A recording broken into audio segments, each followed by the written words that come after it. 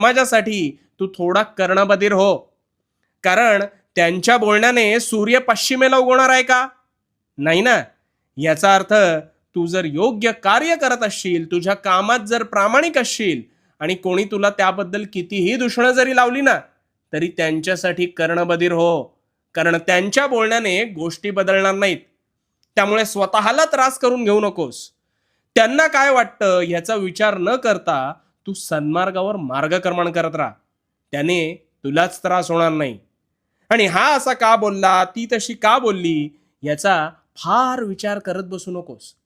प्रत्येकाचा स्वभाव हे त्यामागचं उत्तर आहे. आणि हा स्वभाव तो मात्र कधी बदलायला जाऊ नकोस.